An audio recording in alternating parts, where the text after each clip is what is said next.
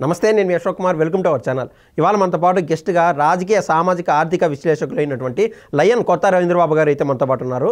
ఆయన అడిగి ఖచ్చితంగా ఒక ఇంపార్టెంట్ సబ్జెక్ట్ అంటూ డిస్కస్ చేసే ప్రయత్నం చేద్దాము. నా వంతు నేను చెప్పే సలహా ఏంటంటే, నాకు ఒక సామాన్యుడిగా అనేక డౌట్లు అంటూ వస్తూ ఉంటాయి.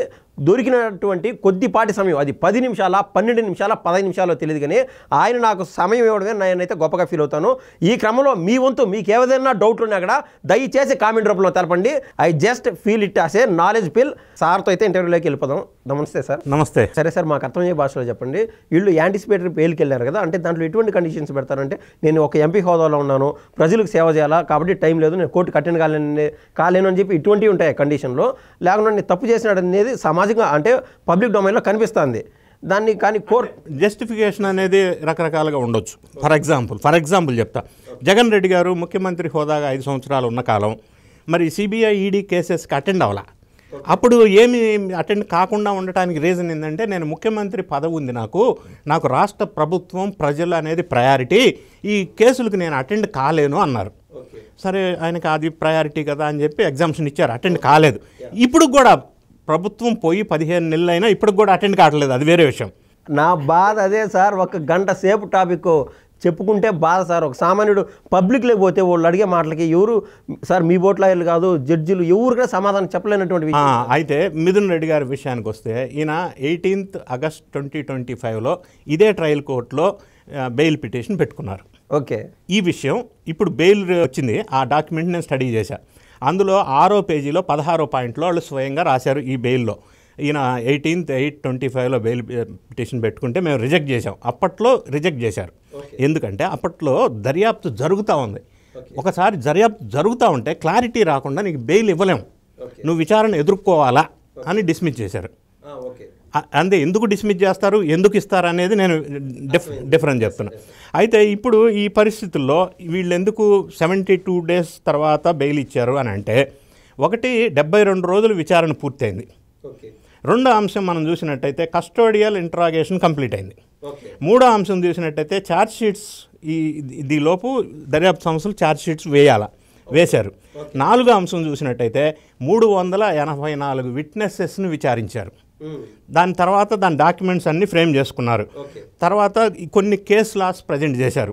సో ఈ సందర్భం, ఈ సిచ్యువేషన్స్లో బెయిల్ ఇవ్వచ్చా ఇవ్వకూడదా అనేది. సో ఈ అన్ని రీజన్స్ వల్ల ఇతనికి బెయిల్ ఇచ్చారు. ఇచ్చిన తర్వాత కొన్ని కండిషన్స్ పెడతారు.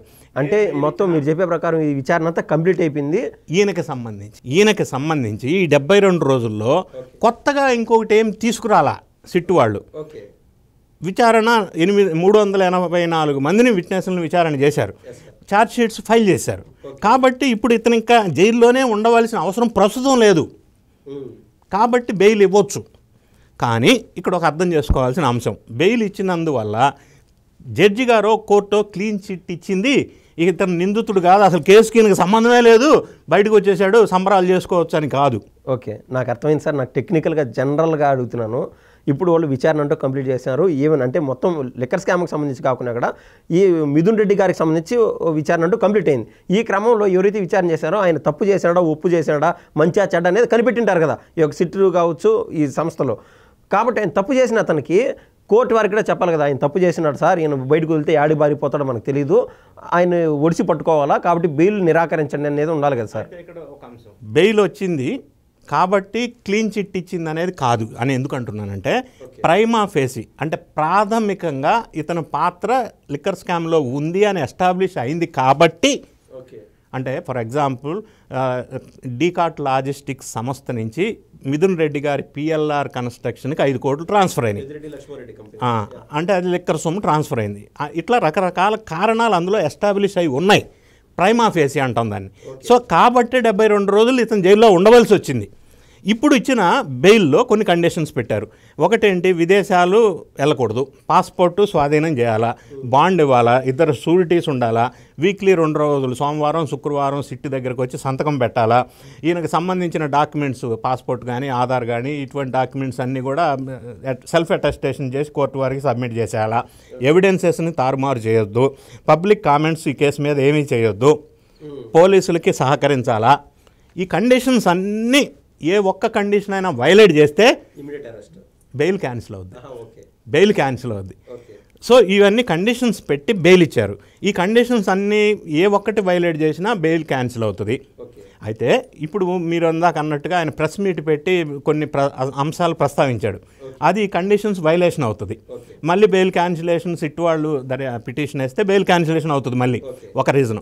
రెండో రీజన్, వీళ్ళు ఈ బెయిల్ ఏదైతే ఇచ్చారో ఇది క్యాన్సిల్ చేయాలి అని అంటే దర్యాప్తు సంస్థలు హైకోర్టులో పిటిషన్ వేయాలి, అప్పుడు కూడా బెయిల్ క్యాన్సిల్ చేసే అవకాశం ఉంది. ఈ రెండు పాసిబిలిటీస్ ఉన్నాయి. సో నేనేమంటానంటే జ్యుడిషియల్ రిమాండ్లో ఉన్న వ్యక్తి సంవత్సరాల తరబడి ఇటువంటి కేసెస్లో జైల్లో ఉంచటానికి వీలు లేదు, ఉండరు జనరల్గా. ఎందుకంటే బాలాజీ గోవిందప్పను, కృష్ణమోహన్, ధనంజయ రెడ్డి వీళ్ళు 110 రోజులకు బయటకు వచ్చారు, ఈయన 72 రోజులకు బయటకు వచ్చారు. సపోజ్ నారా చంద్రబాబు నాయుడు గారిని జైల్లో పెట్టినప్పుడు అక్రమంగా ఆ రోజుల్లో 53 రోజులకు బయటకు వచ్చారు. సో ఇటువంటి అన్నిటిని కూడా సర్టన్ పీరియడ్ మాత్రమే దర్యాప్తు చేసేంతవరకు, ఛార్జ్ షీట్ వేసేంతవరకు ఉంచుతారు. తర్వాత ఈయన అక్యూజ్డ్ మాత్రమే బయటకు వస్తారు. కన్విక్షన్ అంటే అది జైలు ఎంత సంవత్సరాల శిక్ష విధిస్తే న్యాయస్థానం అన్ని సంవత్సరాలు ఉంటారు. సార్ సమయాభావం వల్ల నాకైతే అంటే 2 నిమిషాల్లో మీరు కంక్లూడ్ చేయడానికి ట్రై చేయండి. ఎందుకంటే వాదిస్తూ ఉంటే ప్రతి సామాన్యుడు మాట్లాడినట్టు ఉంటుంది, 1 గంట సేపు మిమ్మల్ని కూర్చొని పెట్టుకోవాలని అనిపిస్తాను సార్. సో 2 మినిట్స్ మాకు టైం ఇవ్వండి. ప్రధానంగా నా ప్రశ్న ఏంటంటే స్టార్టింగ్లో అడిగినట్టు 7 సంవత్సరాల పాటు జైలు శిక్ష వేస్తే పలానా గాలి జనార్దన్ రెడ్డి గారికి 7 రోజుల్లో బయటకు వచ్చేసాడు. అది సామాన్యుల్లో ఒక బాధ ఉంది. అంటే తప్పు ఎవరైనా చేయొచ్చు, డబ్బులు ఎవడైతే బయటకు వస్తున్నాడు అంటే మేమంతా రకరకాల పదాజాలం వాడుకుంటారు సార్ బయట, అదొకటి. రెండోది, జగన్మోహన్ రెడ్డి గారిది దశాబ్దం దాటిపోయింది.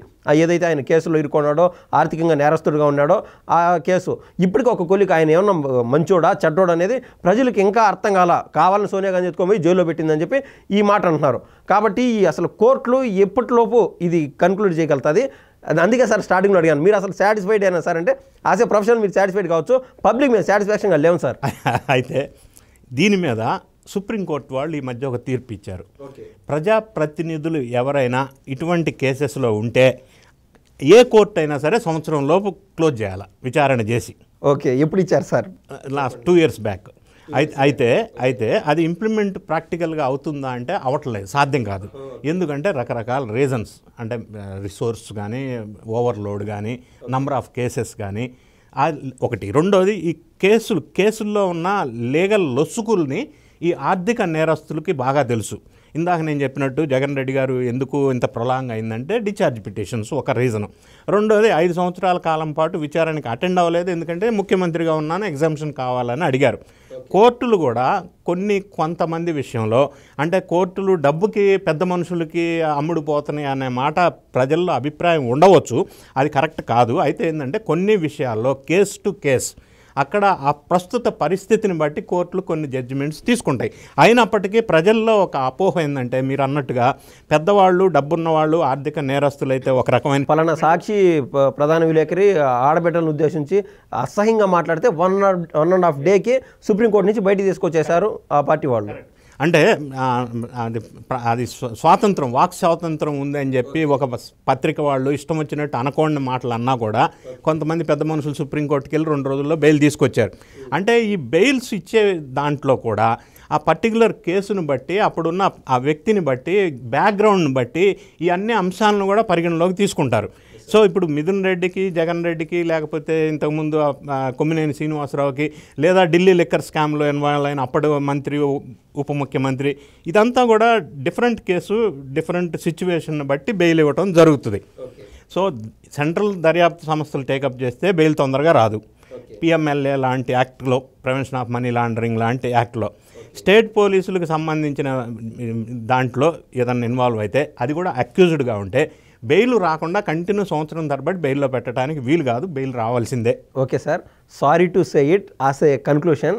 నాకు అర్థమైంది ఏంటంటే మీ దగ్గర నుంచి అంత నాలెడ్జ్ని తీసుకోగలుగుతానికి మా మనసులో ఉండే బాధలు అయితే మీరు ఇప్పటికల్లా తీర్చలేదు సార్. ఒక సామాన్యుడి బాధ మొత్తం మీద నేను చెప్పొచ్చేది ఏంటంటే ఈ చట్టాలన్నీ కూడా బాగా డబ్బులుండే వాళ్ళకైతే, అంటే వాళ్ళకు కన్వీనియన్స్ కోసం ఏ రకానైనా వాడుకోవచ్చు, సామాన్యుడికైతే అంత రేంజ్లో న్యాయం జరగట్లేదని నా వంతు నేనైతే అంటే మీలాంటి వాళ్ళు చాలా క్వశ్చన్స్ గతంలో కూడా అడిగారు. ఇందులో వాస్తవం ఉంది, తప్పని నేను అనట్లా. ఫర్ ఎగ్జాంపుల్ చెప్తాను నేను, జైలుకి వెళ్ళినప్పుడు రిమాండ్ ఖైదీగా ఇదే మిథున్ రెడ్డి ఎగ్జాంపుల్ తీసుకుంటా.